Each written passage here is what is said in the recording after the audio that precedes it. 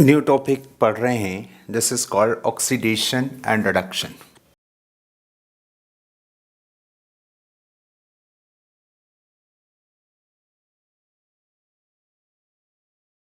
Oxidation and reduction, इसका meaning ये होता है कि अगर आप ऑक्सीडेशन का मीनिंग होता है जो मैं प्लस लिख रहा हूँ, इसका मतलब ये होता है कि वो ऐड करना है। तो जहाँ ऑक्सीजन का नंबर इंक्रीज़ होता है, ये इलेक्ट्रोनेगेटिव एटम का नंबर इंक्रीज़ होता है, उसको हम क्या कहते हैं? ऑक्सीडेशन। या जहाँ से इलेक्ट्रॉन्स निकलते हैं या हाइड्रोजन निकलता है या इलेक्ट्रोपॉजिटिव एटम निकलता है या ऑक्सीडेशन नंबर इंक्रीज होता है, तो इसको क्या कहा जाता है? Oxidation, right. रिडक्शन उसको कहते हैं जिसमें ऑक्सीडेशन नंबर डिक्रीज होता है, ऑक्सीजन कम होता, ऑक्सीजन कम होता है, इलेक्ट्रोनेगेटिव एटम कम होता है, ठीक है, इलेक्ट्रॉन्स ऐड होते हैं, गेन होते हैं, हाइड्रोजन का नंबर बढ़ता है और इलेक्ट्रोपॉजिटिव एटम बढ़ता है। ये डेफिनेशन होती हैं ऑक्सीडेशन और रिडक्शन की। अब जो प्रोसेस हैं उसको हम डिस्कस करते हैं। सबसे पहले हम बात करते हैं रिडक्शन की। मैं एक टेबुलर फॉर्म में आपको बता रहा हूँ कि जो रिडक्शन होता है उसमें पहला होता है catalytic reduction.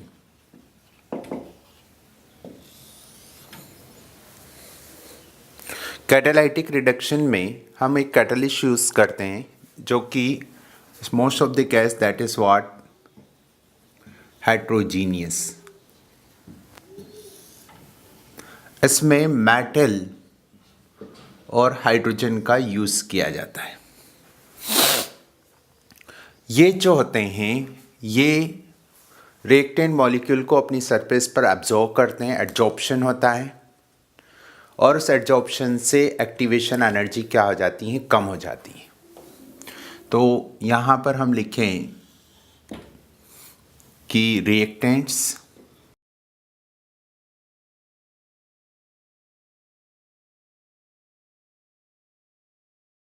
Metal and hydrogen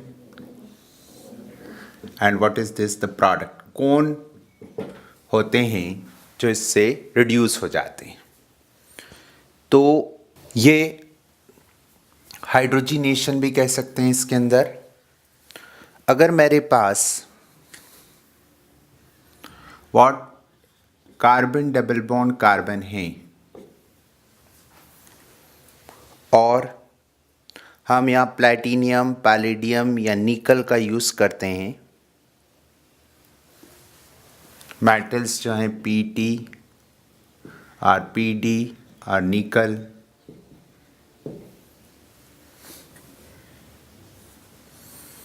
और निकल बोराइड जिसको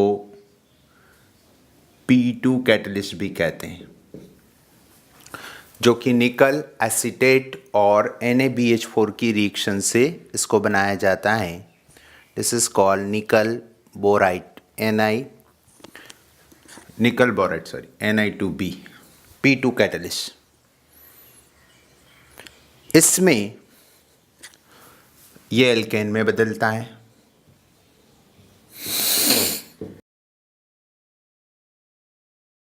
अगर एल्काइन है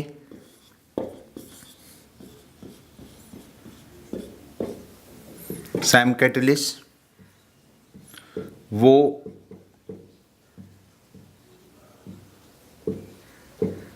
भी एल्केन में बदलता है।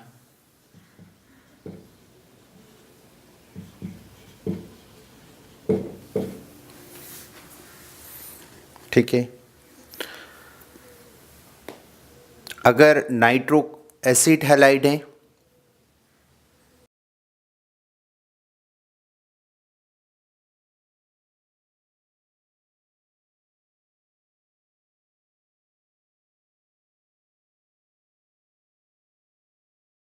एसिड हैलाइड को रिड्यूस करने पर वो अल्कोहल में बदल जाता है।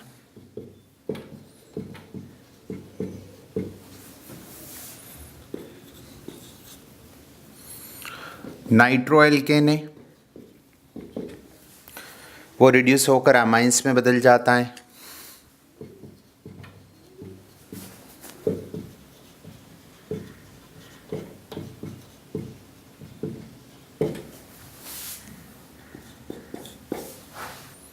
एल्डिहाइड और कीटोन है,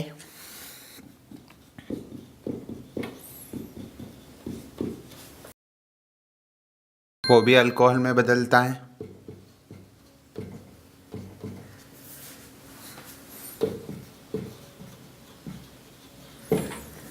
R होगा तो कीटोन और H होगा तो एल्डिहाइड, और साइनाइड है तो वो भी एमाइंस में बदलता है।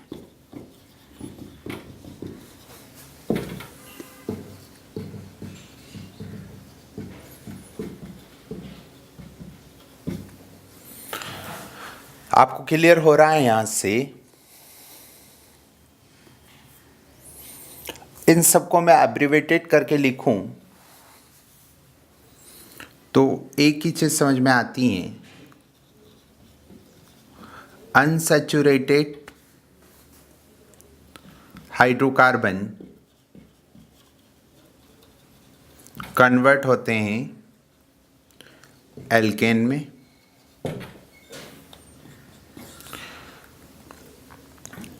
RCOG G की जगह हो सकते हैं HCl एंड R, ये बदलते हैं अल्कोहल में। और थर्ड RN,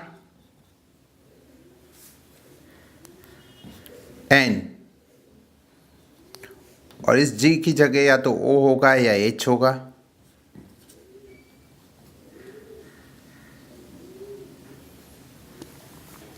वो बदलता है एमाइंस में। 3 चीज याद रखना है जिसको हम कहते हैं that is called reduction. Unsaturated hydrocarbon बदल जाते हैं, नाइट्रो और साइनाइड्स रिड्यूस होते हैं, और एसिड हैलाइड से रिड्यूस होता है। किसके अंदर? इसका मैकेनिज्म क्या होता है? रिएक्टेंट जिसको हम सबस्ट्रेट कहते हैं, ये जो मेटल होता है उसकी सरफेस पर सबस्ट्रेट मॉलिक्यूल आता है और हाइड्रोजन का एडजॉर्प्शन होता है।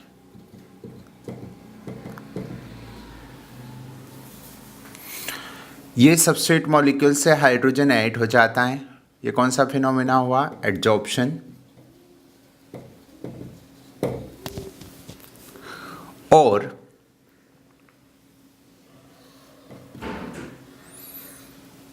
जो प्रोडक्ट बनता है वो S सबस्ट्रेट से हाइड्रोजन ऐड हो जाता है और फिर इसका डी एडजॉर्प्शन हो जाता है।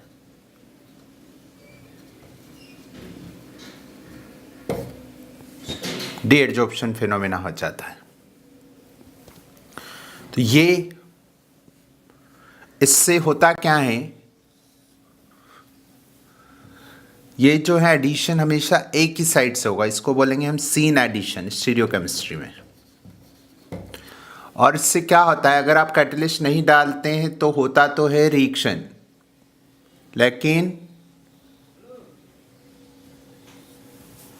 जो एक्टिवेशन एनर्जी होती हैं वो बहुत ज़्यादा होती हैं। यानी अगर आप डायरेक्ट करवाएंगे तो बहुत हाई एक्टिवेशन एनर्जी होती हैं, लेकिन अगर आप कैटलिस्ट की प्रेजेंस में करवाते हैं तो ये 2 ट्रांजिशन स्टेट के थ्रू होता है। पहले ट्रांजिशन स्टेट में यहाँ एडजॉर्प्शन होता है, दूसरे में इनके बीच में बॉन्डिंग होती है, और तीसरे में प्रोडक्ट फॉर्मेशन होता है ट्रांजिशन स्टेट। तो ये TS1 है और ये TS2 है, और इससे एक्टिवेशन एनर्जी पहले की कंपैरिजन में काफ़ी कम हो जाती हैं और रिएक्शन का रेट क्या हो जाता है, बढ़ जाता है। तो हम कहेंगे that is called catalytic reduction. यहाँ आप देख रहे हैं कि हमने यहाँ पर कार्बोक्सिलिक एसिड को रिड्यूस नहीं कर पा रहे हैं। हम इसमें किसको रिड्यूस नहीं कर पा रहे हैं, हम इसमें कार्बोक्सिलिक एसिड को रिड्यूस नहीं कर पा रहे हैं। एसिड डेरिवेटिव में एमाइड एस्टर को हम इसमें रिड्यूस नहीं कर पा रहे हैं। ठीक है, तो ये कैटालिटिक हाइड्रोजिनेशन है। इसमें कैटलिस्ट जो मेटल हैं वो हेट्रोजीनियस सरफेस अवेलेबल करवाती हैं। तो ये 3 चीज़ें आप याद रखें इसके अंदर, इसके रिडक्शन में ये यूज़ होता है। आया समझ में आपको? This is called catalytic reduction. देखिए, ये कैटालिटिक हाइड्रोजिनेशन की बात बता रहा था मैं। एक चीज़ और मैं आपको बता दूं कि सब कुछ स्पेशल केसेस हैं।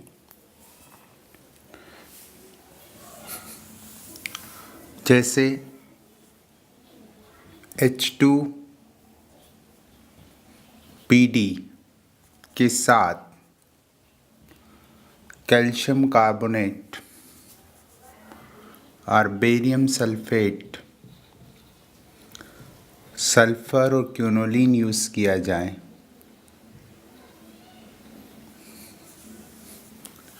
और H2PD के साथ चारकोल यूज़ किया जाए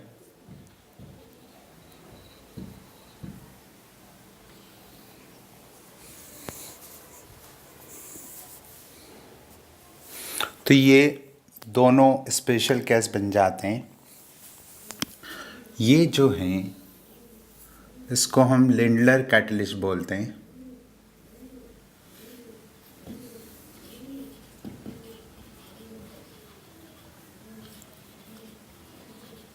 और लिंडलर कैटलिस्ट जो होता है वो ट्रिपल बॉन्ड को लिंडलर कैटलिस्ट डबल बॉन्ड में कन्वर्ट करता है। ट्रिपल बॉन्ड को जो है वो डबल बॉन्ड में कन्वर्ट करता है और एसिड हैलाइड को एल्डिहाइड में कन्वर्ट करता है। इस रिएक्शन को रोज़ेन-मुंड रिडक्शन कहते हैं। ये एक सीन एडिशन रिएक्शन है, दोनों हाइड्रोजन एक की तरफ से ऐड होते हैं, लेकिन ये डबल बॉन्ड को रिड्यूस नहीं करता है। हम कहते हैं कि जो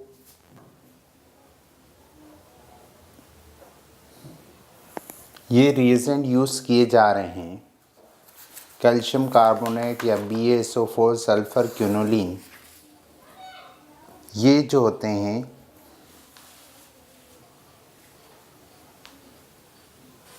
ये कैटलिस्ट पाइजन की तरह एक्ट करते हैं। ये जो हैं कैटलिस्ट पाइजन की तरह एक्ट करते हैं, मतलब आगे रिएक्शन को बढ़ने नहीं देते हैं। अगर मेरे पास 2 ब्यूटीन है तो ये टू ब्यूटाइन है तो लिंडलर कैटलिस्ट उसको cis2 ब्यूटीन में बदलेगा, यानी दोनों हाइड्रोजन एक ही ओर से ऐड होंगे।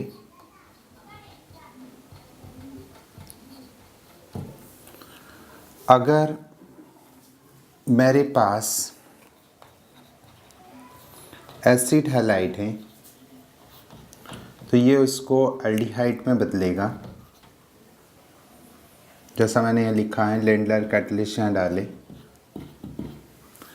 और अगर किसी में दोनों ग्रुप प्रेजेंट हो,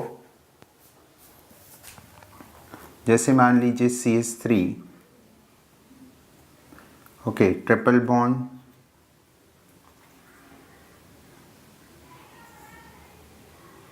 C triple bond CH3 and double bond CH double bond and that is what COCl। जब हम इसमें रिएक्शन करवाते हैं, लेंडलर कैटलिस्ट डाला जाए इसमें, तो ये लेंडलर कैटलिस्ट इस ट्रिपल बॉन्ड को और इसको रिड्यूस कर देगा। सेन एडिशन होगा, मतलब प्रोडक्ट बनेगा CH3H double bond H CH double bond CH, okay, and that is what CHO। ये रिएक्शन होती है इसके अंदर और प्रोडक्ट फॉर्मेशन होता है। ये देख समझ में आई है आपको ये बात कि यहाँ पर जो रिडक्शन हो रहा है इसके अंदर ट्रिपल बॉन्ड रिड्यूस हो रहा है, COCl रिड्यूस हो रहा है, लेकिन क्या रिड्यूस नहीं हो रहा है, CHO ग्रुप यहाँ पर रिड्यूस नहीं हो रहा है। इसमें जो सॉल्वेंट यूज़ करते हैं, ज़ाइलिन का हम यूज़ करते हैं, उसके साथ बॉईल करते हैं इसको।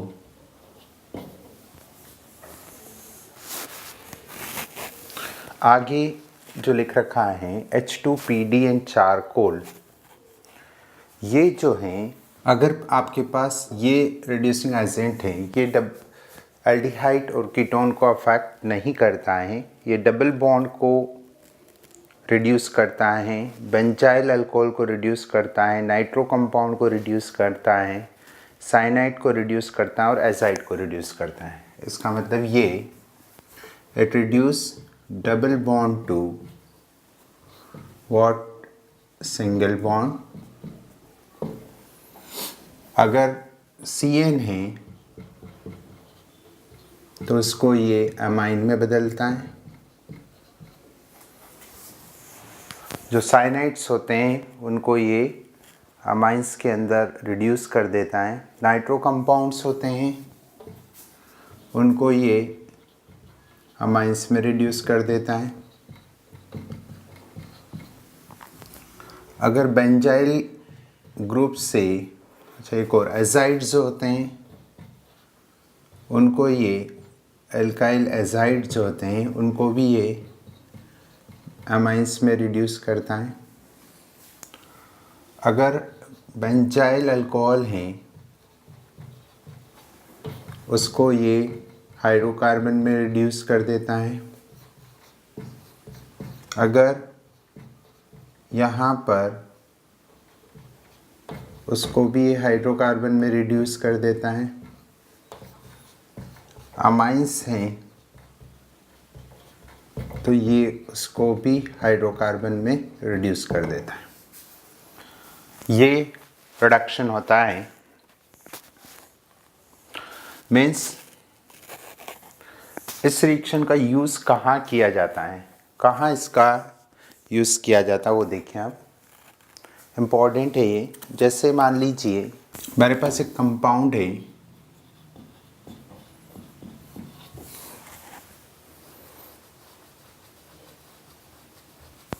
जिसमें CH3CO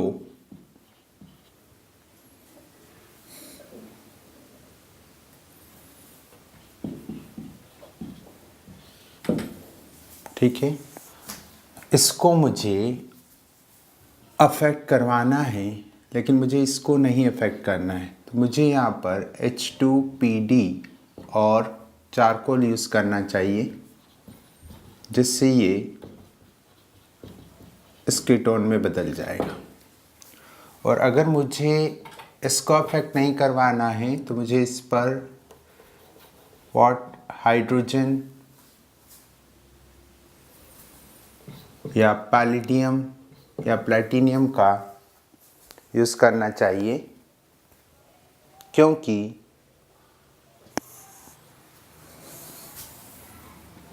ये जो रिड्यूसिंग एजेंट है